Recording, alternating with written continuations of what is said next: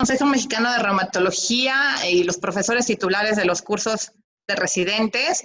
Le damos la más cordial bienvenida a la sesión Tratamiento Actual de la Osteoartrosis de este 10 de julio, a cargo del doctor Rolando Espinosa Morales. Él es reumatólogo, egresado del Instituto Nacional de Cardiología, con un postdoctorado en epidemiología de enfermedades reumáticas en la University of Texas Health Science Centers, jefe del Departamento de Reumatología del Instituto Nacional de Rehabilitación y profesor titular del curso de reumatología en el mismo centro. Doctor Rolando, le agradecemos muchísimo su disposición, el tiempo para esta sesión. Sabemos que siempre es complicado ahora en tiempos de pandemia este tipo de actividades y sin más preámbulo le dejo el micrófono. Muchas gracias. Bueno, voy a abrir la plática.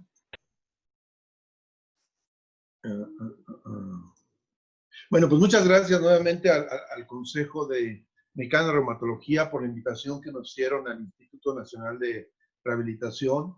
Y bueno, hoy vamos a hablar nos toca la parte de tratamiento. Tengo que decir que esta plática, bueno, pues es una colaboración entre el doctor Carlos Lozada, que hoy no puede estar con nosotros, pero en breve va a estar nuevamente con nosotros y bueno, seguramente las próximas conferencias que nos toquen dar, pues el doctor estará al frente de ellas. Así que, pues me voy rápido. La verdad es que hoy verán que hay muchísima información de cómo abordar el tratamiento de esta enfermedad. Bueno, nada más les quiero poner esta gráfica. Esta gráfica claramente dice el impacto que tiene la OA, el peso de la enfermedad que tiene la OA, no solamente en términos de mortalidad, porque eso es algo que creo que nos había costado mucho el no entender que es una enfermedad muy compleja y extraordinariamente frecuente, y que no, de verdad, no, probablemente la contribución como una enfermedad severa, hoy estamos luchando digamos, en varios países para que sea reconocida, pero lo que sí es real, ustedes pueden ver aquí en este cuadrito verde, son todos los qualis que la gente pierde, ¿no? en toda su vida al tener esa enfermedad. La de la izquierda son los pacientes del género masculino y los de la derecha son las personas de género femenino. Entonces ven ustedes cómo, si bien es cierto, no mata como un infarto agudo al miocardio o alguna infección muy severa, como lo vemos ahora en el COVID, o algunas enfermedades neoplásicas, ¿no? Que están por acá, pero vean ustedes la cantidad de discapacidad que produce. Y bueno, la vez pasada les presenté alguna gráfica, algunas tablas donde va escalando los lugares de esta enfermedad, y estoy convencido que en unos años estará dentro de las enfermedades que tenga el top 10 a nivel del mundo. Hace unos días platicamos sobre los diferentes biomarcadores que tiene no biomarcadores, diferentes vías patogénicas que tiene la enfermedad. Hablamos algo de factores biomecánicos, factores de inflamación, la senescencia del condrocito, la genética. Y bueno, el día de hoy pues vamos a hablar de lo que es el tratamiento actual de esta enfermedad o cómo deberíamos en esta ocasión de abordar a cada paciente. Lo primero a decirles es que, no sé, en cada una de las instituciones, pero por lo menos en nuestro instituto, el tratamiento sí en realidad es un tratamiento de colaboración entre lo que es el tratamiento médico, porque eso le corresponde, pues digamos, en muchos de los casos al departamento de reumatología, ¿no? Como es un hospital, pues ustedes saben que netamente de músculo esquelético, bueno, también los médicos de rehabilitadores a veces tratan de una forma adecuada, muy adecuada a los pacientes con OA. Y obviamente están los médicos ortopedistas, que el tratamiento quirúrgico pues es una parte fundamental en nuestra institución. Y bueno, pues obviamente tratan todas las variedades que ustedes se puedan imaginar de OA, desde la parte de columna, desde la parte de hombro, desde la parte de codo, de la parte de mano, de la parte de cadera, de la parte de la rodilla, de la parte de pie y tobillo. Entonces, en realidad, bueno, para nosotros no es, digamos, no hay un solo servicio, en realidad es un hospital de ortopedia, y con ellos pues tenemos diferentes digamos, diferentes colaboraciones. Pero hay otros miembros del equipo de salud que en la actualidad juegan un papel muy importante, ¿no? Como los técnicos en rehabilitación, como los nutriólogos, los psicólogos, obviamente los técnicos en radiología, o por supuesto que los radiólogos. O sea, todos ellos forman un equipo y todos pudiesen dar un tratamiento, digamos, adecuado o colaborar con un poco en el tratamiento de cada uno de los pacientes. En realidad, yo creo que aquel médico que crea que el tratamiento de la OA es netamente dar diclofenaco, pues la verdad es que estará haciendo medicina, pues un poquito no del siglo XXI. ¿Cuál sería el tratamiento ideal de la osteoartritis? En realidad, el tratamiento ideal sería que tuviéramos algún medicamento por cualquier vía, o que tuviéramos en realidad alguna técnica donde yo pudiera hacer que la disminución que se disminuyera completamente la pérdida de cartílago, que se parara donde yo viera al paciente, o el sueño sería regenerar el volumen de cartílago. Cualquiera de estas dos seguramente nos daría una disminución de la discapacidad, una mejor funcionalidad de nuestras articulaciones y por supuesto que lo más importante, que es que nuestros pacientes tengan una extraordinaria calidad de vida, lo cual el día de hoy pues no lo logramos, no podemos. Esto no es real en el año 2020, pues es una pena que de repente veamos anuncios en muchas partes donde ponen, digamos, cosas que al final veremos que yo le he llamado la gran charlatanería de esta enfermedad. Hoy, en realidad, yo les diría, hay muchas formas de abordar, ¿no?, el tratamiento de una enfermedad crónica, como es la OA. Hoy, ustedes saben que los famosos PROMs han tomado una gran importancia en el mundo, por lo menos en el mundo de la reumatología, que es la que más creo que todos estudiamos, ¿no? Y estos son importantes porque en realidad hoy nos centramos en el paciente, ¿no? Era muy común que uno decía, no, pues es que ya le di el tratamiento y es lo que hay, el paciente debe estar súper bien. Y en realidad es que hoy sabemos que lo más importante es lo que el paciente, la medida de desenlace que los pacientes nos reportan. Estos son algunas de digamos, de los PROMs que se han mencionado en diferentes artículos en esta enfermedad. Lo que es el dolor, ¿no? Disminuir el dolor. Por supuesto que disminuir la inflamación en aquellos pacientes que tengan inflamación.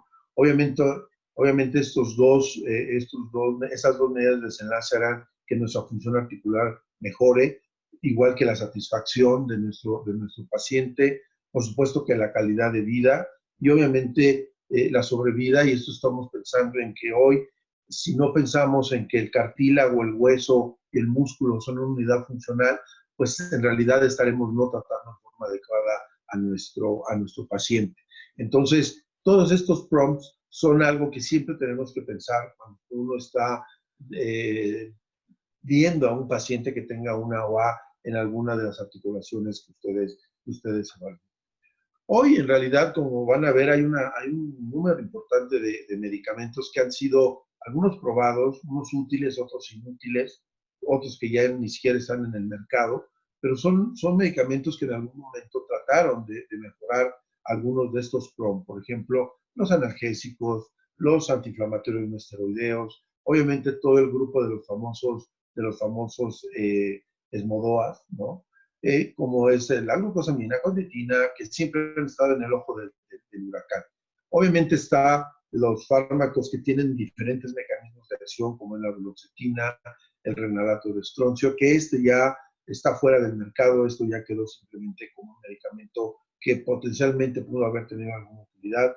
Obviamente hay estudios con estatinas, con vitamina D. Obviamente, por ahí alguien preguntaba hace poco en relación a los farmes, ¿no? Y sí hay estudios con estas moléculas, que veremos algunos de ellos. Podemos hablar de cualquiera de ellos de una forma muy extensa, pero en aras de tiempo seremos mucho más breves. Obviamente están los tratamientos intraarticulares que ustedes conocen, y están todos los tratamientos que están en investigación. Obviamente estos medicamentos, como es los inhibidores de factor de crecimiento del nervio, actualmente hay 3 que han sido probados. Estos 3, yo les puedo decir que por lo menos los 2 primeros, el tanezumab está prácticamente, yo diría que en un par de años debe de estar en el mercado. El fasinumab todavía está fase 3, ¿no? Y el Fulvestrant, ese creo que no salió, y les voy a mostrar el porqué, como que el laboratorio que lo produce, como que prefirió ya no seguir con más investigador. Y hay un nuevo inhibidor, que es el inhibidor de los Wins, es el Lorenzimab, que antes se llamaba LSM-04690. Ahora ya tiene un nombre y probablemente este sea uno de los fármacos más prometedores que tenemos ya pasó fase 1, fase 2 y actualmente está en fase 3. Los señores de Adams, que apenas están en fase 1, y obviamente medicamentos que yo no los uso, como es el plasma rico en plaquetas, que se ha abusado de él. En el instituto tenemos 2 estudios y ninguno de los dos resultó ser mejor que el placebo, por lo tanto, en realidad no lo usamos nosotros en el instituto.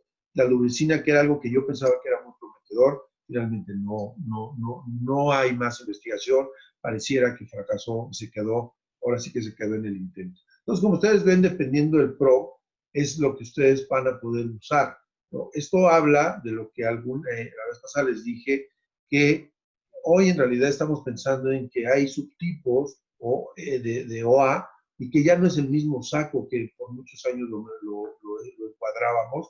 Por lo tanto, hoy va a depender mucho el objetivo del tratamiento que uno quiera llegar para poder utilizar de alguna manera los medicamentos, pero también recuerden que tenemos cirugía de rescate, ¿no? En aquellos pacientes que ya tienen una OA muy avanzada, no solamente están los reemplazos articulares, están las artroscopías, y en el instituto hacemos trasplante de cartílago para lesión condral. Entonces, sí, dependiendo de lo que ustedes tengan en su paciente, por ejemplo, tienen un paciente con un grado 2 y que además tiene una lesión de menisco, bueno, ese paciente, por supuesto, además que tiene un asa de balde, vamos a llamarlo, de lesión de menisco, pues ese es un extraordinario candidato para que le reparen el menisco, seguramente que le hagan unas debilidaciones, algunas correcciones internas al cartílago, que le hagan algunas perforaciones, en fin, dependiendo de lo que tenga, y ese paciente, pues en realidad no va a regenerar cartílago, por supuesto, pero sí seguramente va a mejorar la función articular, va a tener satisfacción, aunque no cambiamos la historia natural de la enfermedad. Bueno, como les dije, hoy, si no vemos el tratamiento de la OA como todos los factores que hemos mencionado, por ejemplo, si no cambiamos la parte, digamos, laboral, si no refortalecemos los músculos, si no bajamos de peso, si no tenemos un buen hueso, pensando en la unidad funcional que les hablé de hueso, músculo y cartílago, haciendo un comercial, eso es lo que también está enfocado mucho a MOM. Obviamente, todo lo que son los tendones, si no tratamos de cuidar, pues recuerden que hay una artropatía que le llamamos artropatía del mango de los rotadores, cuando hay un desgarro masivo, prácticamente esta cabeza humeral migra, y en realidad termina necesitando el paciente una artroplastia total de hombro, y que en realidad, déjenme decirles que hay que ser bien cuidadosos con quien lo va a operar, porque no hay gente experta, ¿no? Solamente algunas palabras, siempre traten de llevar a su paciente a una índice de masa corporal normal. Entre mejor esté su peso, mucho mejor va a tener el paciente muchas ventajas que no las podemos mencionar, pero con mucho gusto podemos dar este tema, los podemos dar. De hecho, el doctor Lozada tiene algunas ecuaciones de predicción en relación al índice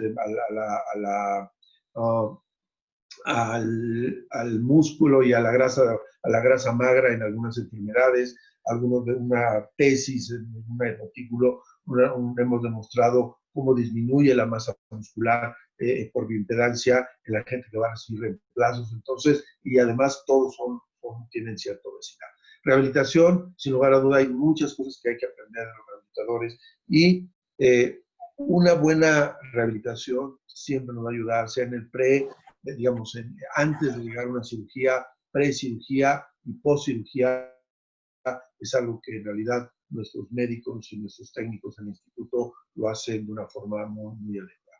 Siempre que ustedes tengan un paciente con OA, lo primero que yo les diría es clasifiquen.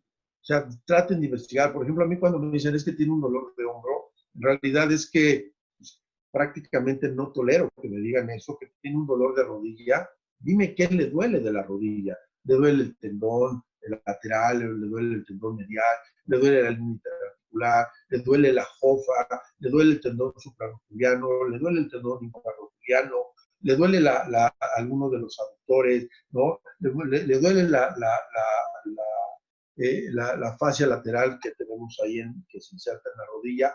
O sea, cuando uno va a decir a cualquier reumatólogo que digamos, que empecemos a entender estas situaciones musculoesqueléticas, en realidad decir le duele el hombro, la verdad es que no es algo adecuado. Dime qué le duele del hombro, qué tendón, qué músculo, en qué están pensando y qué tan agudo, qué tan crónico. Esto es muy importante porque dependiendo de eso, ustedes van a empezar a imaginar cuál es el tratamiento, cuál es la patología que tiene. Obviamente, dependiendo de estos dolores de agudo crónico, pues también tienen que saber si es un dolor neuropático, si es un dolor nociceptivo, si es un dolor mixto. Recuerden que el dolor mixto es algo que en realidad no toda la gente lo acepta. Estoy hablando de los algólogos. El mejor ejemplo de un dolor mixto es el dolor para nosotros, no en cáncer, para nosotros el paciente que tiene una espondiloartrosis lumbar y que tiene un canal medular estrecho. Ese paciente tiene una artrosis facetaria,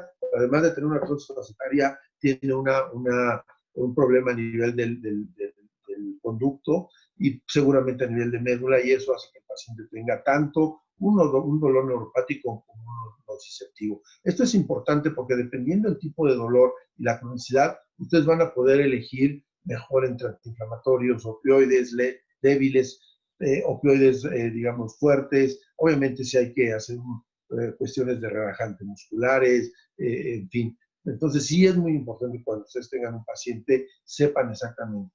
Este es el doctor Bainer, el que nos enseñó la parte de los AINES. No vamos a repasar AINES. Hoy es un tema que a todos los reumatólogos nos debe de seguir apasionando.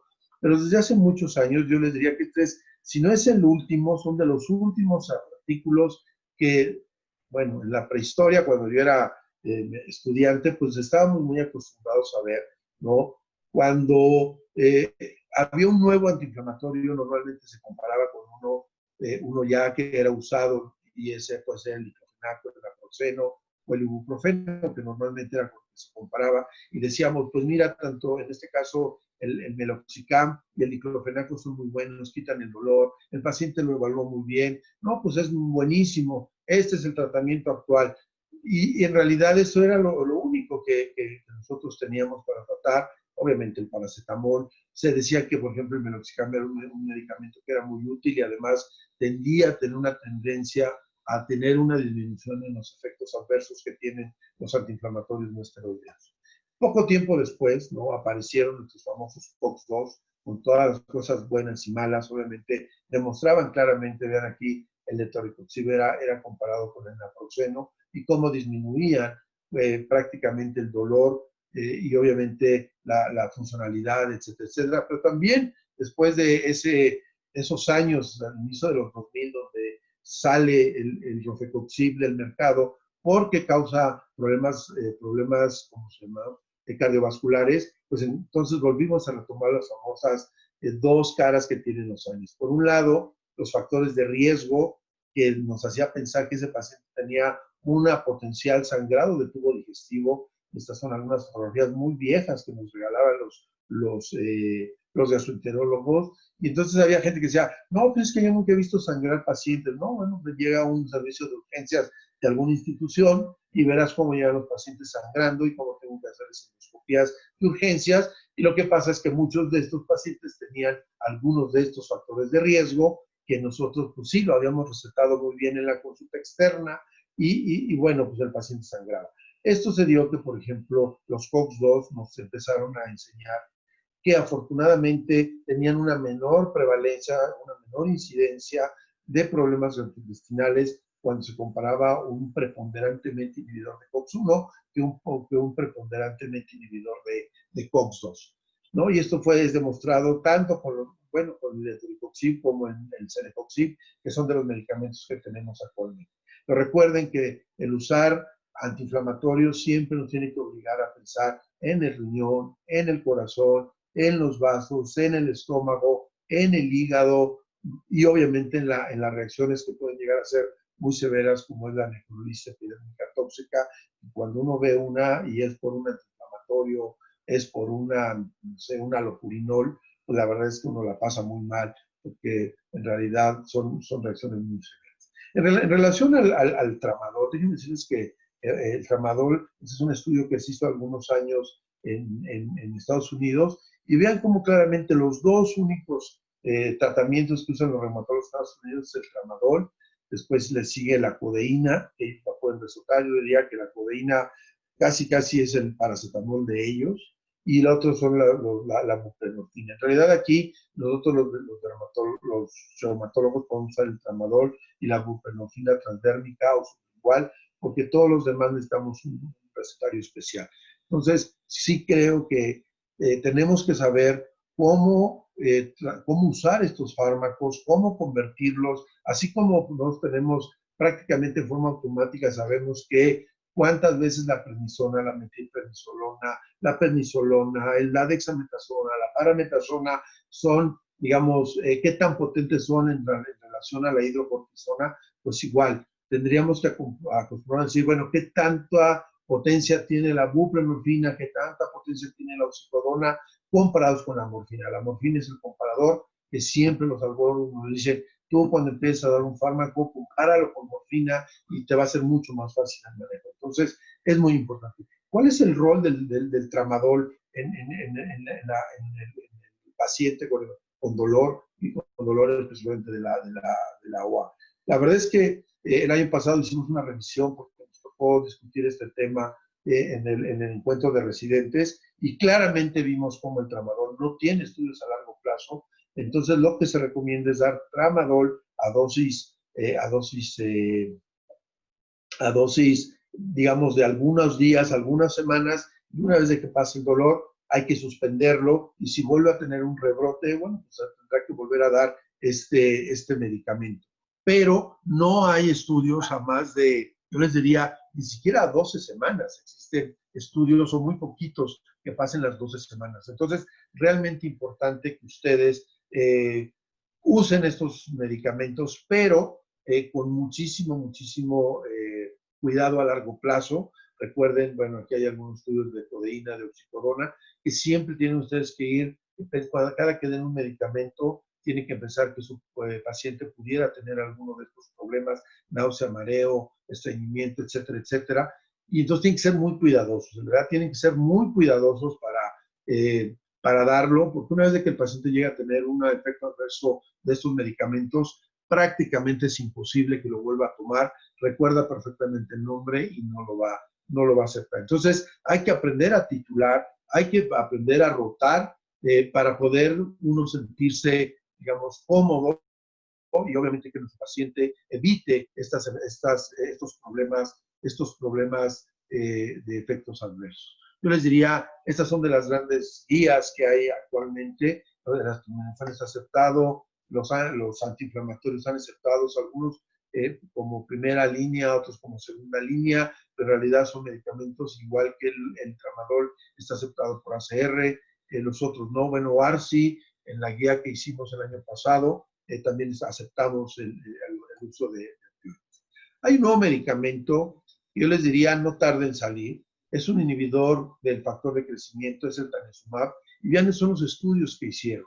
Tanezumab, comparado con placebo, es extremadamente útil, es muy bueno, es por vía subcutánea, y en realidad es que se da 2 veces, o sea, cada 15 días, y con eso el paciente tiene un extraordinario efecto analgésico. Vean ustedes claramente cómo hay una gran brecha entre lo que es el placebo y lo que son las diferentes dosis. Nancy Lane, de allá de Stanford, es la que publica este estudio, ya tiene 10 años. El grave problema bueno, obviamente ha habido más, el grave problema de estos medicamentos es que no hay duda de la potencia tan importante que tienen. El problema es de que inhiben tanto la parte del dolor, que cuando el paciente empieza a usar su articulación, y en lo que terminan es una progresión muy rápida de la osteoartritis, y obviamente terminan en necrosis vascular y tienen que ser operados en una forma más temprana. se hicieron subanálisis, yo creo que eso es un tanto cuanto de mercadotecnia, donde dicen que no podemos combinar, en este caso el tanezumab, con antiinflamatorios, porque es cuando vieron que los pacientes, haciendo subanálisis, que los pacientes tenían mayor riesgo de una progresión de la OA o una necrosis vascular. Este es otro medicamento, creo que también va por buen camino, es el fasinumab. Tampoco está en fase 2-3, pero vean claramente, tiene el mismo mecanismo de acción, así como ustedes. Vean ustedes cuando se deja de usar el medicamento, vean claramente cómo empieza otra vez a recuperarse el dolor, ¿no? Es muy claro cómo después de que dejan de usar estos medicamentos, el dolor empieza a aumentar. Y lo que les decía, el grave problema de estos medicamentos es que tienen una progresión rápida de OA y obviamente lo que es son necrosis o lo que es la insuficiencia subcondral, entonces tienen necrosis vascular y por lo tanto el paciente tiene que operarse en forma muy rápida. Pero creo que van a tener un papel muy importante en algún grupo de pacientes, probablemente por ciclos muy cortos, probablemente mientras llegue el paciente a tener una artroplastia total de cadera o de rodilla o de hombro, lo que ustedes quieran. Creo que estos medicamentos sí van a llegar al mercado. El que más adelantado es el tanezumab. De hecho, estamos trabajando en un paper de peso de enfermedad y algunos tratamientos con todo un grupo de gente de varias partes del mundo, y eso va encaminado a que pronto va a salir Pfizer con este medicamento. Por otro lado, el fulranumab. Este medicamento fue muy interesante, ¿no?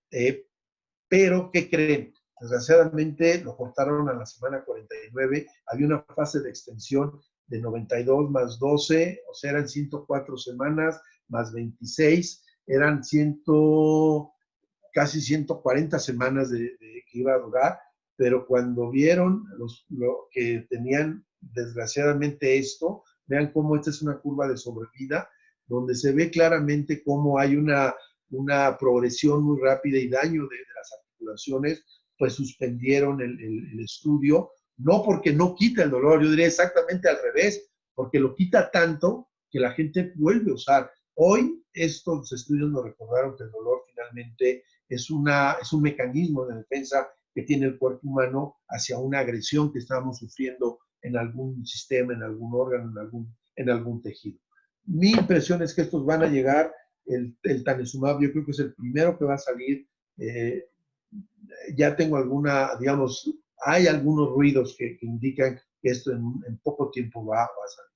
Les pongo esta solamente para decirles que esto causó un gran revuelo hace casi 20 años, cuando salió el primer estudio longitudinal, obviamente con pura radiografía y con algunos índices que se siguen usando, y se veía claramente cómo el usar glucosamina comparado con el grupo placebo, pues disminuyó en forma muy importante lo que es el índice de Lequesne. El índice de Lequesne yo lo usamos en el reuma, por una razón, porque tiene casi lo mismo que GOMAC, pero tiene una mejor cosa, que es gratis. El doctor Lequesne, un francés, yo conozco a uno de sus discípulos, un amigo mío, François, y amablemente nos lo envió, nos enseñó a escorearlo, y en el hospital, en el reuma lo usamos.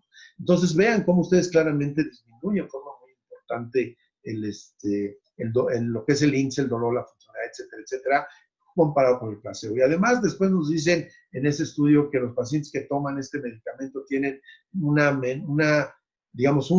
mayor mantenimiento del volumen de cartílago y que además no tenían los chiquitos tan grandes. Bueno, eso fue el revuelo por muchos años. En realidad yo creo que, bueno, qué bueno que salió la glucosamina porque sacó la OA del oscurantismo que la tenía, pero en realidad hoy sabemos que no es tan real.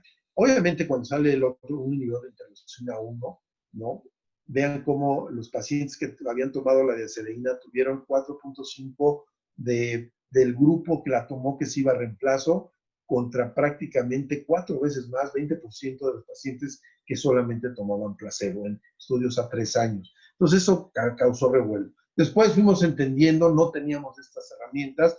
Yo les puedo decir que hoy, si ustedes no me demuestran con volumen de cartílago que un medicamento en realidad sirve para detener la progresión, para disminuir la progresión o aún más para regenerar, prácticamente ustedes no pueden con radiografía decir que estos pacientes tienen un medicamento que es útil para volumen de cartílago. Hoy se puede hacer digamos, estas composiciones con primero una resonancia, se mete un software especial y ese software nos da estas imágenes, o se puede usar el Cardigram, que es mucho más, digamos, es más fácil de usarlo o tenerlo, ¿no?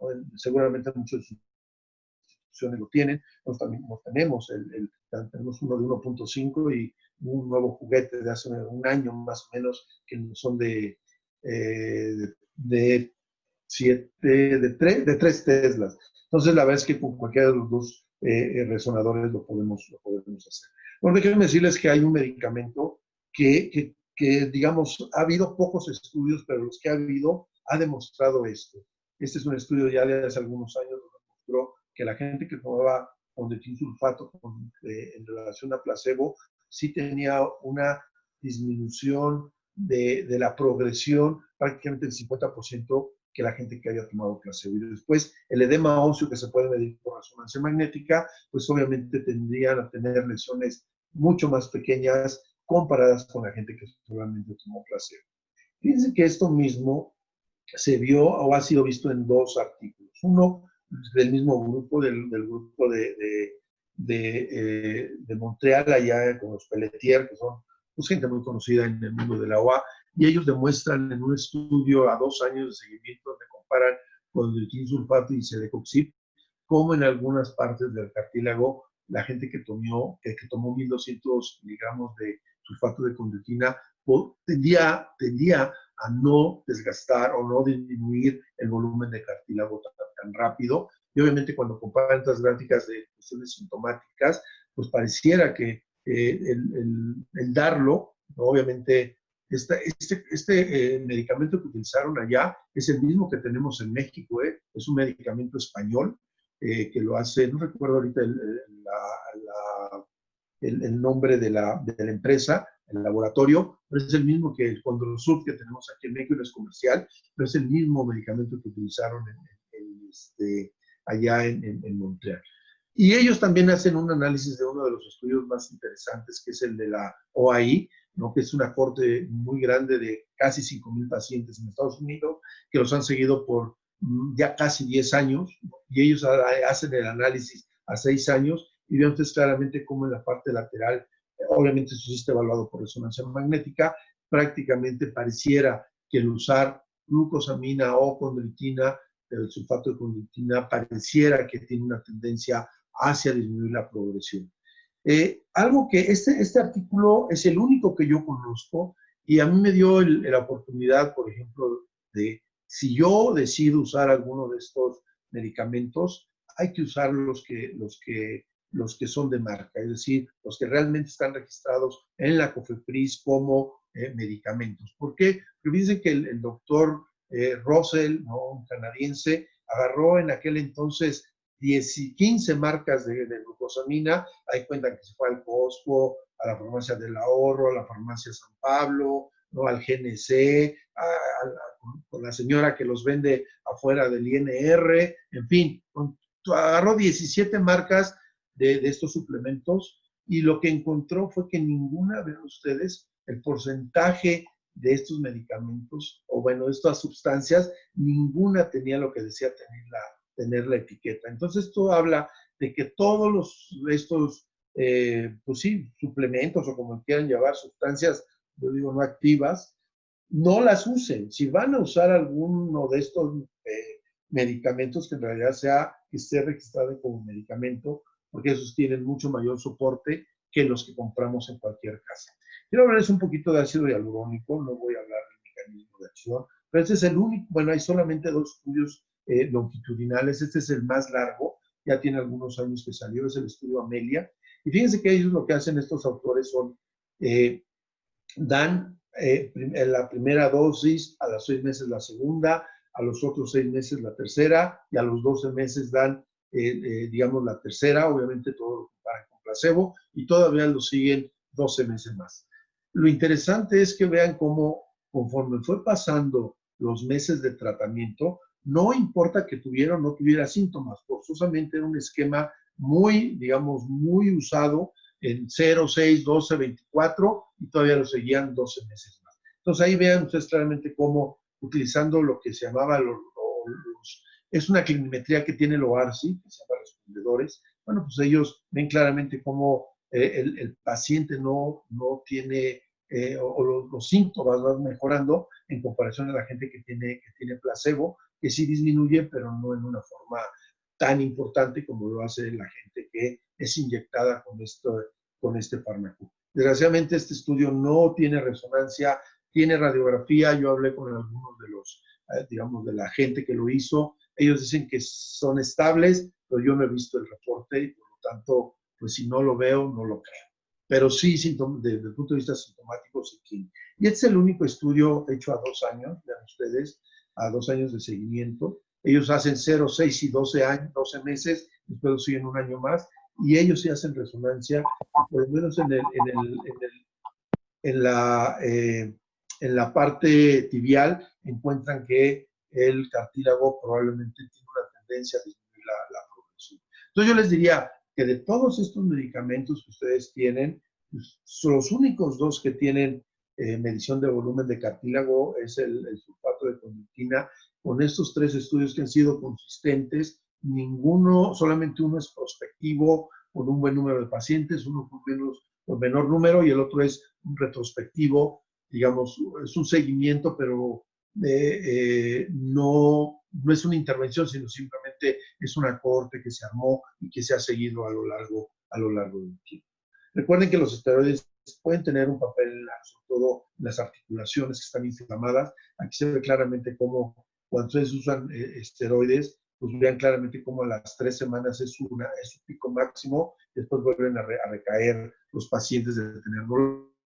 Los de placebo pues prácticamente no tienen mayor efecto. Y cuando ustedes utilicen esteroides y o ácido hialurónico, es un estudio es una revisión. Vean ustedes cómo las primeras semanas ustedes están a favor de los esteroides, pero a partir de la semana 8 hasta la semana 26 prácticamente está a favor del ácido hialurónico. Entonces, lo que yo o lo que tratamos en el instituto es que aquella rodilla que esté en grado 2, que tiene cierta inflamación, tratamos primero de desinflamarla con un poco de esteroide y ya después le podemos dar el ácido hialurónico. Los viernes nos infiltramos prácticamente a nuestros pacientes, entonces todos los viernes, bueno, ahorita están suspendidos, ahí están esperando los ácidos hialurónicos a los pacientes, todos son los días que infiltramos, pero obviamente sí tiene que tener una rodilla sin gran cantidad de líquido sinusal. Este es un estudio donde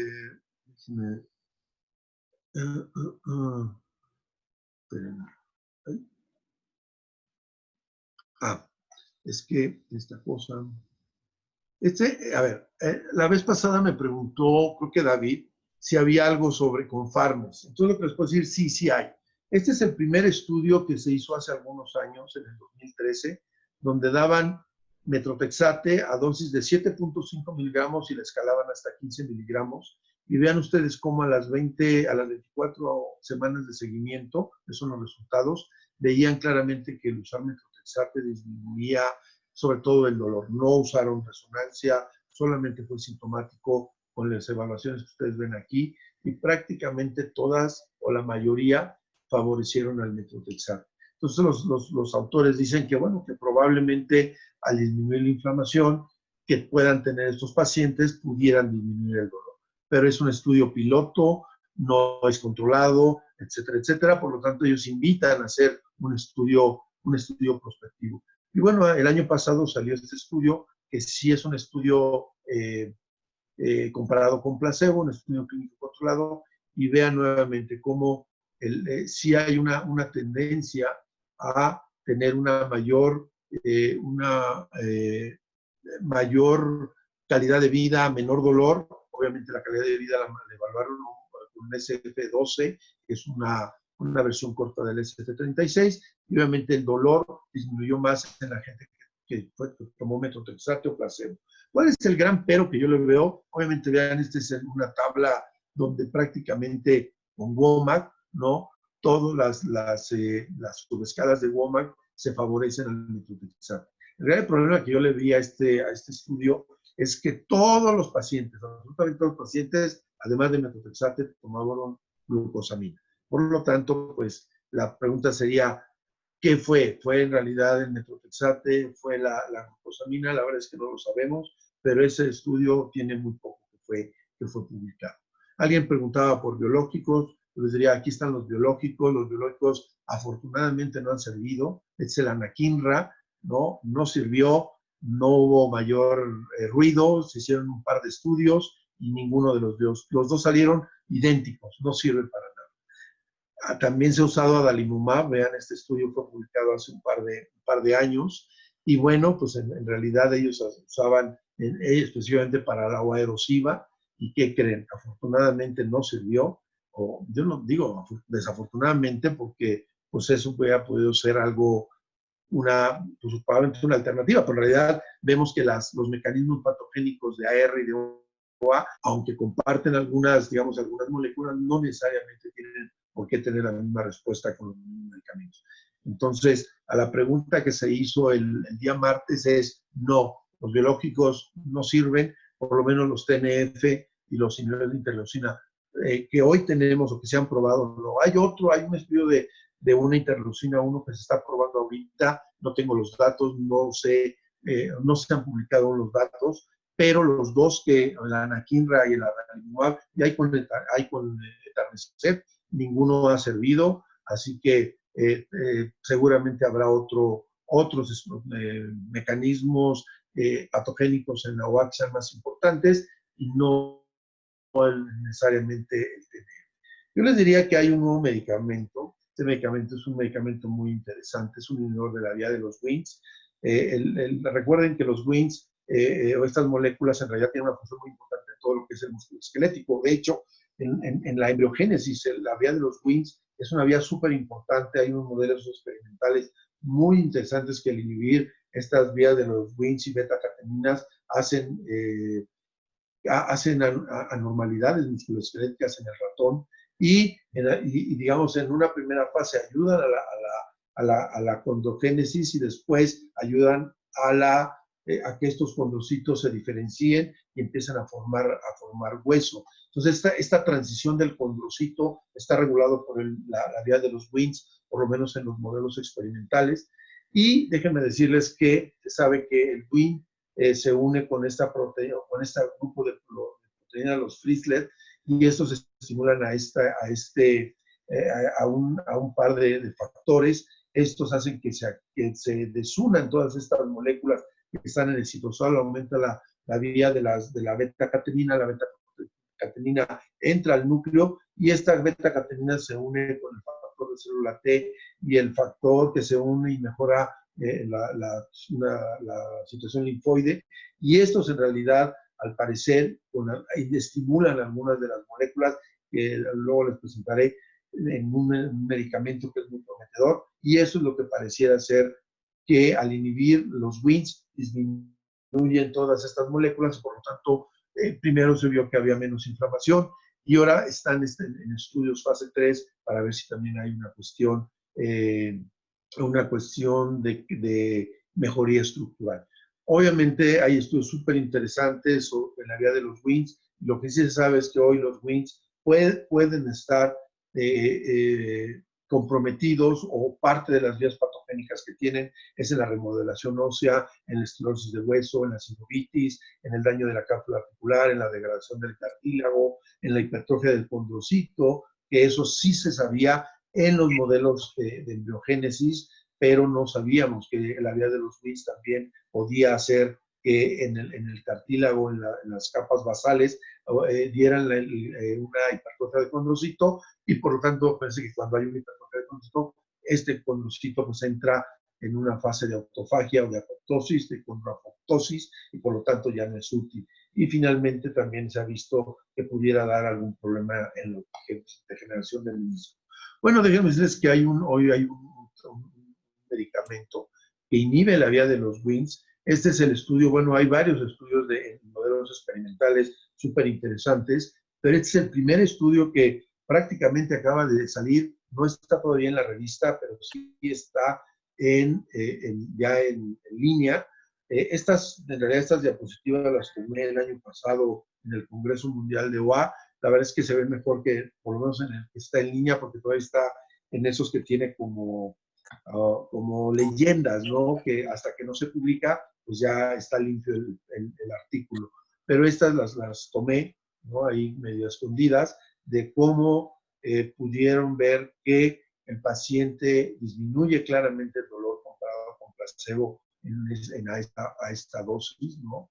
La dosis de 0.7 a dosis de 0.23 pareciera que es superior, tanto en función como en dolor, en pacientes que tienen un dolor muy localizado a la rodilla en relación al dolor y a la función. Entonces, este medicamento es súper prometedor. Déjenme decirles que ahora sabemos que lorezimig disminuye vía la vía de los WINS, probablemente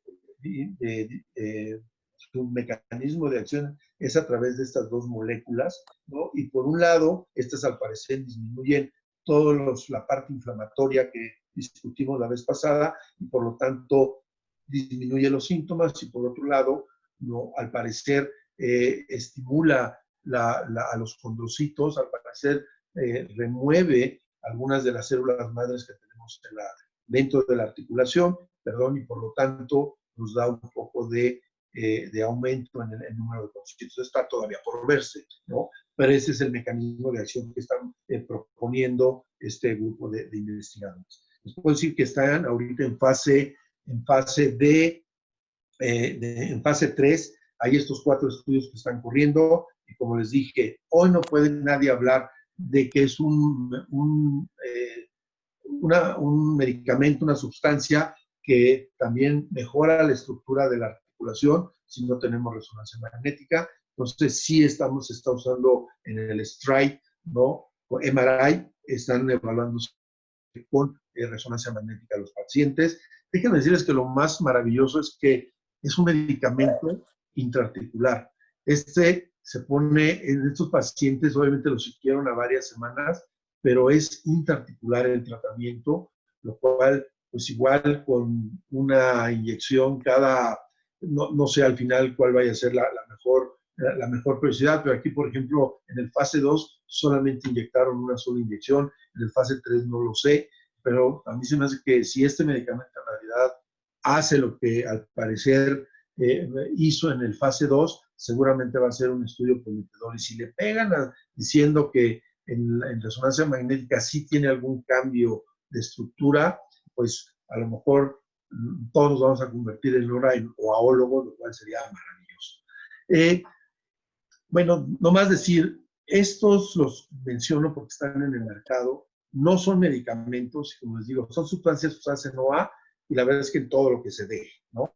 Seguramente ustedes saben más de lo que lo usa la gente que yo, pero lo utilizan para renovar o cómo regenerar cicatrices, para que no se hagan tantas cicatrices, para que se pongan más guapas las personas que se lo inyectan en algunas partes del cuerpo, etcétera, etcétera. La verdad es que lo utilizan para 1000 cosas. La realidad es que yo no sé si sirvan. Y está la cúrcuma, que la cúrcuma déjenme decirles que tienen algunos estudios súper interesantes. Este es uno, lo publicó el doctor Mobasheri. Mobasheri actualmente es el presidente de la OARSI, es un buen amigo, y él publica algunas, él dice que es muy probable que regule muchas de estas vías. La realidad es que no sé si sea real, y la verdad es que el único que a lo mejor le entiende bien a esta diapositiva es el doctor Pepe Moreno. Con su libro así sacaba unas láminas que solamente él entendía, y se lo he dicho a veces a Pepe, que es uno de nuestros inmunólogos. Y la realidad es que el otro que dijo y que propone las vías que la cúrcuma pudiese, digamos, mejorar desde el punto de vista de investigación es el doctor Henroyd. Ibs es un belga, también conocido, y la verdad es que los dos proponen, si ustedes ven aquí está el doctor Mobasheri, y los dos proponen que los dos no son médicos, son investigadores básicos. Los dos han propuesto que esta sustancia con, digamos, algunas características en la liberación pudieran tener alguna utilidad, aunque no hay estudios en realidad que lo pueda demostrar. Los estudios que tienen son estudios muy malos, no son nada buenos, la verdad ni vale la pena leerlos, porque la verdad es que no tienen buenos diseños. Los colágenos bioactivos también, desde el punto de vista de investigación, sí tienen algún sustento, ¿no? Esta es una diapositiva que me regaló el doctor Oser. Él trabaja ya en Alemania y él fue el que ha propuesto muchos de los mecanismos de estos péptidos. En realidad, desde el punto de vista de modelos animales, se ven bien, pero igual no tienen ningún sustento clínico sólido como para poderlos usar. Yo en realidad no los uso, no creo que tengan muchas cosas. Les recuerdo que la parte quirúrgica es muy importante. En nuestro instituto prácticamente todos los días operamos, todos los días valoramos gente que tiene estas enfermedades que nos piden valoración los ortopedistas, y es algo en el instituto muy convencional. Yo creo que cualquiera de los grandes centros hoy se opera gente desde los 20, 25 años, gente obviamente con enfermedades como la R o la IJ, y acá se llegan a operar gente de 85, 90 años. Ya la edad ya no es una cuestión de no operar a esta gente. Ingeniería de tejido, les recuerdo que se hace trasplante de cartílago, es solamente para lesiones condrales, aún no está aceptado en ninguna guía la parte de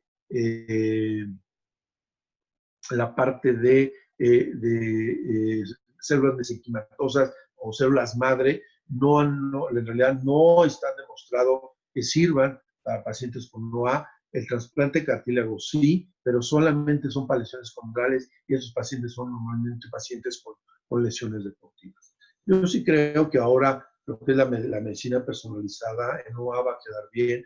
Yo estoy cada vez más convencido que ese saco tan grande que les enseñé la vez pasada, ahora lo vamos a tener que dividir, y esa división nos va a hacer que tengan diferentes tratamientos, que tengan diferentes prompts cada uno de ellos, que tengan diferentes medicamentos que pudieran ser útiles en estos pacientes.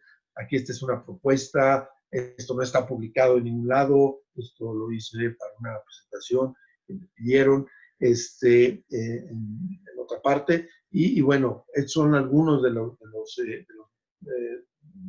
los potenciales tratamientos que hoy pudieran ayudarnos cuando hablamos de medicina personalizada en la OA. Como les digo, no está publicado y aceptado, pero creo que vale la pena que vayamos cambiando nosotros lo que son los fenotipos en la OA. Y recordar finalmente que nuestro tratamiento es un tratamiento integral, donde está el reumatólogo, el médico de rehabilitación, los ortopedistas, y hay muchas, digamos, entre ellos y los médicos de primer contacto, que son los que ven pacientes muy tempranos. Eso sería lo ideal para nosotros ver. Bueno, pues ellos son los que en realidad, digamos, nos deberían de referir o para hacer una valoración y darles en esa medicina personalizada tratamientos diferentes. Obviamente charlatanería se presta para muchos, lo que ustedes quieran. Ustedes conocen bien todos los medicamentos que han sido ahora analizados por el grupo de Monterrey, el grupo de San Luis Potosí, el grupo de Chihuahua, ¿no? Y el estudio que está haciendo el colegio, encabezado por la doctora Greta, y que varios estamos participando, muchos, de todo el charlatanerismo que hay, ¿no? Y bueno, ustedes pueden escoger lo que ustedes quieran, y todo se ha aprobado en la OA, ¿no? Incluso el Artricenter aquí en la Ciudad de México, que verdaderamente es un dolor de cabeza para los pacientes, y seguramente en otras partes, en otras ciudades también es lo mismo, ¿no? Los productos milagro no existen, por más que digan que bajan y que suben y lo que sea, parches y demás, cuidado, no existe todavía ningún tratamiento milagro para la OA. Este año no hubo congreso de OARSI, una desgracia para mí, pero este es Alimo Basheri, él es el que propone lo de la cúrcuma, él está en Reino Unido. La doctora Sendel, ella está en Estados Unidos, es la que ve mucho de lo que es la genética. Es el presidente electo surcoreano. Esta es Virginia Krause, ella es la que propone el macrófago, muchas de sus investigaciones. Uno de los trabajos más importantes que les presenté es el de ella y de su grupo. Y bueno, lo mejor es haber tomado unas buenas cervecitas con mis super brothers, el doctor Jorge Esquivel y el doctor Alejandro Díaz de Borjón. La pasamos muy bien. Y bueno, acuérdense, esto es algo que estamos promoviendo desde el OARSI, una enfermedad que es prácticamente una pandemia y perdón por la palabra que sé que hoy nos pone de puntas los cabellos, pero en realidad son muchos millones la gente que lo padece. Obviamente da mucha discapacidad y todavía no se cura, ¿no? Y como dicen, las prótesis reemplazan, pero no restauran la función de la articulación. Así que pues debemos de estar muy atentos, a seguir investigando. Ojalá cada vez haya más grupos en México que se interesen por esta patología. Pues muchas gracias a todos. Perfecto, muchísimas gracias, doctor Rolando Espinosa. Y empezamos con algunas de las preguntas. Muchas gracias por la ponencia. A ver, de parte de la doctora Elizabeth Bermúdez, excelente ponencia, gracias. 2 preguntas. ¿Por qué el tanezumab es una buena opción? Si en el artículo, hay un artículo del año pasado del JAMA en el que se vio que solo mejora el dolor y no la progresión, e incluso tienen más reemplazos articulares aunado al costo-beneficio. Esa es la primera. A ver, la primera sería, si ustedes recuerdan, mi primera, o de las primeras diapositivas les dije, hoy no tenemos el medicamento ideal. El medicamento ideal sería uno que yo pudiera regenerar el cartílago, que pudiera restaurar la función articular. Eso no lo hay. Por lo tanto, tengo que utilizar los prompts. Y uno de los prompts es el dolor.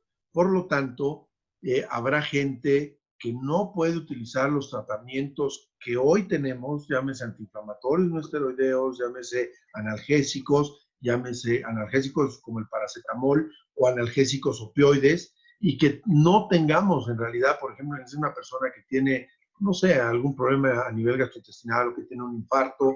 Digo, no hablé en ninguna de las prácticas de los estudios que hay de comorbilidad de NOA, pero son gente, en realidad es gente adulta, y muchos de ellos tienen comorbilidad. Entonces, en un grupo muy específico de gente que tenga dolor y que tenga un fracaso al tratamiento con los medicamentos de primera línea, pues por supuesto que estos medicamentos van a poder ser. Ahora, no digo que van a ser a largo plazo, y eso sí lo dije, van a ser así por algún tiempo, mientras vemos cuál es el mejor tratamiento que el paciente pueda, digamos, recobrar o restaurar, ¿no?, la función articular. Puede ser una prótesis, y puede ser una prótesis, o puede ser que decidamos alguna terapia intraarticular. Bueno, pues mientras se decide, mientras se hace, pues la verdad es que poner un medicamento, como les dije, son medicamentos que son subcutáneos, se ponen, en algunos estudios se pusieron cada 2 semanas, en algunos cada mes. Sí, obviamente, si yo le digo al paciente, oiga,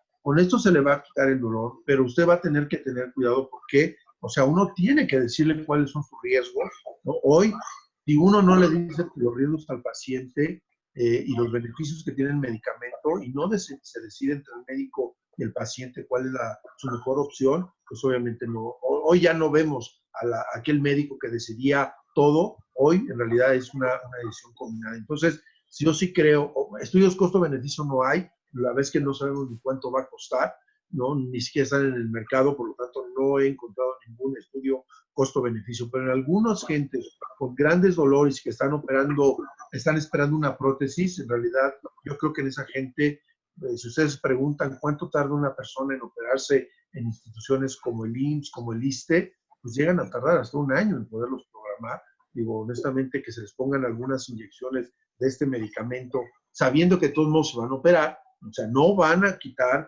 la cirugía, no la van a evitar, simplemente van a mejorar en ese tiempo su calidad de vida. Perfecto. Un favor, ¿te podrías dejar de compartir, o no sé si poner tu QR no sé si tienes el QR, sino para que alguien más lo pueda compartir? Mientras te hago la segunda pregunta. No, yo no lo tengo. Entonces, si puedes dejar de compartir, por favor, pantalla para que alguno de mis compañeros del consejo la suban, el QR. Ya. Perfecto, gracias. Bien, la segunda pregunta es, ¿qué opina de la capsaicina intraarticular? Aún está en fase 2, pero ¿pudiera ser un campo a explotar? ¿Capsaicina? Ajá, intraarticular. Bueno, la capsaicina, bueno, todos sabemos que es un analgésico, un buen analgésico y que además es, ¿cómo se llama? Es un derivado del chile. En realidad yo diría, pues hay que esperar los estudios. Por supuesto que, digamos, está la capsaicina, están los medicamentos derivados de la marihuana que también están en estudio. Y bueno, cualquier medicamento que nos disminuya o que mejore la calidad de vida de los pacientes, que además no tenga efectos deleterios, pues por supuesto que son bienvenidos. No tengo yo experiencia, nunca he usado capsaicina, la verdad es que ni tópica, pero sí sé que existe y sé que se puede, que alguna gente lo ha usado, y no tengo yo experiencia con no he participado en ningún estudio de capsaicina. Ahora que hay estudios, pues sería maravilloso. Perfecto, gracias. De parte del doctor Martínez, ¿el papel del uso de la colchicina en osteoartritis erosiva y nodular? Wow. No hay datos, no hay, a ver, hoy se sabe que la colchicina puede ser usada en muchas enfermedades y que además puede tener un papel, digamos, de regulación inmunológica. Yo no le he visto ningún artículo clínico controlado que haya siquiera disminuido, digamos, la inflamación en estos pacientes. Si hay alguno, no lo conozco, prometo buscarlo y con mucho gusto compartirlo vía el consejo, pero no conozco ningún estudio. Perfecto, gracias. El doctor Edgar Corona, hola, excelente ponencia. ¿El uso del plasma rico en plaquetas tiene algún papel en el tratamiento sintomático de la osteoartritis? Esa es una muy buena pregunta, doctor. Mire, nosotros hicimos una revisión hace ya algunos años, me acuerdo que un exresidente de nosotros, ahora flamante reumatólogo en Puebla, hicimos una revisión en el departamento y en realidad el grave problema del plasma rico en plaqueta es que ni la gente que lo usa lo estandariza. Es decir, hay algunas gentes que sacan una cantidad de sangre, que la centrifugan a cierta velocidad, otros a otra, que unos los activan con calcio en el tubo, otros que lo guardan porque les ponen 2 o 3 inyecciones, otros nada más una. Es decir, sí, cada vez hay más información. El grave problema que yo le veo a este medicamento es que no está estandarizado. Y mientras no esté estandarizado, mientras no hay un consenso mundial, no creo que, digamos, se pueda usar tan libre. Por ejemplo, ustedes recuerdan, la plaqueta tiene muchos gránulos, ¿no? Hoy conocemos que tiene más de 3, 4 gránulos y cada gránulo tiene diferentes sustancias. La pregunta es, ¿cuál de todas esas sustancias y en qué gránulo es en que en realidad se libera y cuál sería el mecanismo de acción? Porque todo el mundo, si ustedes les preguntan, dicen, no, es así como el factor de transferencia, ¿no? Una cosa que tampoco sirve para nada, pero todo el mundo lo usa, ¿no? Entonces dicen, no, es que los factores de crecimiento bueno, pues demuéstramelo. Y en realidad no está demostrado cuál sería el mecanismo de acción en rodilla, vamos a llamarlo así. Entonces, no, sí hay información, sí hay estudios clínicos controlados. El problema es que cuando ustedes comparan o van comparando desde el punto de vista de una revisión sistemática, no encuentran. De hecho, puedo mandar la guía de OARSI que publicamos el año pasado, en noviembre, la cual, bueno, participé en esa guía, y no encontramos evidencia sólida y adecuada para poder recomendar este tipo de tratamiento. Perfecto, bueno, creo que se va muy bien junto con la siguiente pregunta, del doctor David Vargas. Buenas noches, gracias por la magnífica plática. Doctor, ¿qué opina de las nuevas estrategias Treat to Target propuestas para el manejo de la osteoartritis de rodilla? ¿Y cuál sería el papel de los anabólicos de cartílago como los agonistas del factor de crecimiento de fibroblastos 18? Bueno, es una muy buena pregunta. La realidad es que, a ver, si yo les pudiera, y con gusto lo puedo hacer, mandar todos los abstracts que revisamos en OARSI cada año, la realidad es que hay muchísimos vías inmunológicas o de regulación o genéticas que potencialmente pudieran ser útiles en el tratamiento del agua. Pero si ustedes vieran la cantidad de medicamentos, bueno, de sustancias que se prueban en modelos y que a lo largo del camino no llegan ni siquiera a usarse en un estudio en humanos, todo se queda en animales. Por eso les digo, el último medicamento que les presenté, que yo creo que es el más, digamos, el más adelantado y el que creo que sí va a salir, es el inhibidor de la vía de los Wnt, ¿no? Ese medicamento prácticamente que empezó a investigarse más de 10 años, ¿no? Primero la fisiología embriológica, luego la fisiología en el hueso, y después surgió por unos knockout mouse que se vio que tenían una incidencia en la rodilla. Así como ese, hay muchas otras sustancias y en realidad pues, hay que esperar tiempo. Desde el punto de vista de laboratorio suenan bien, pero cuando pasan a la fase de humanos, se han dado muchos golpes. Si no, pregúntense a las farmacéuticas los millones de dólares que han invertido y no han podido sacar un medicamento. Perfecto. El siguiente, el doctor Mario Pérez. ¿Consideras que se abusa de la terapia de viscosuplementación en pacientes con osteoartritis, ya que es costosa, con efectos temporales y solo en pacientes específicos? A ver, Mario, yo te diría, si tú pones a buscar la literatura, y seguramente lo has hecho ahí con tus alumnos en el departamento del centro médico, en realidad hay cientos, hoy te vas a encontrar toda la cantidad de artículos de todo tipo. Mi impresión es que estos medicamentos tienen que usarse solamente en gente que tiene grado 2, cuando más grado 3, y recordemos, o sea, si tú tienes un paciente 60 años, ¿no? Una persona todavía productiva, en realidad un adulto no tan grande, ¿no? Bueno, como dicen, todo el mundo va recorriendo la edad, depende de la edad que uno va teniendo, ¿no? Pues yo todavía no llego a los 60, pero bueno, ya lo veo no tan lejos, ¿no?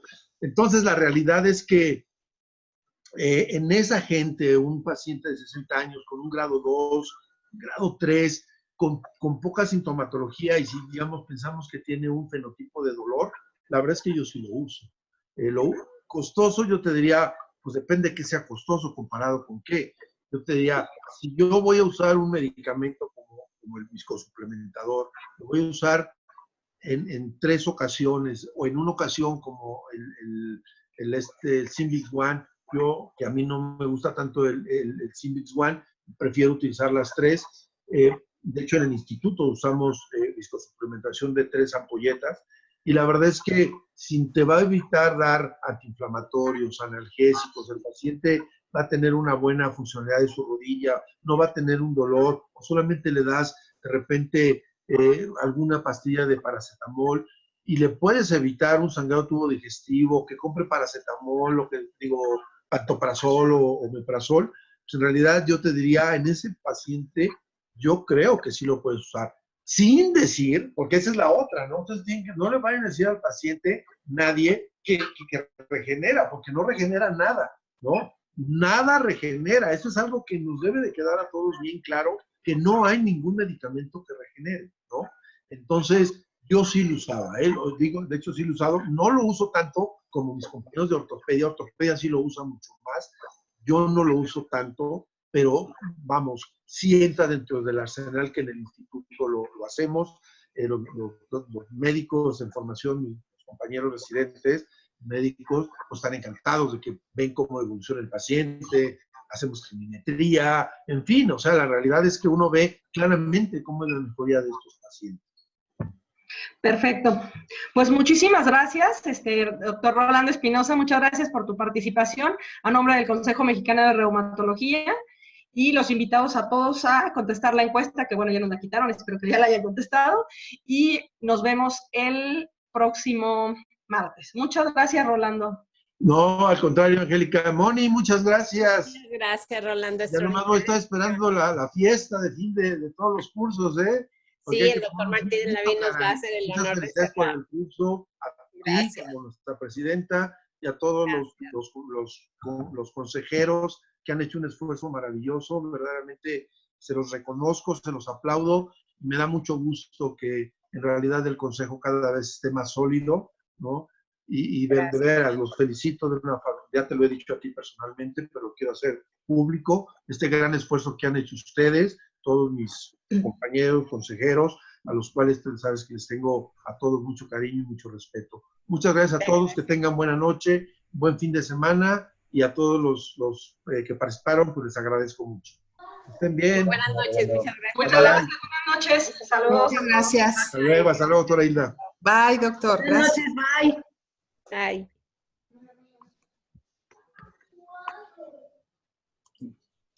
Hasta luego, nos vemos. Hasta luego.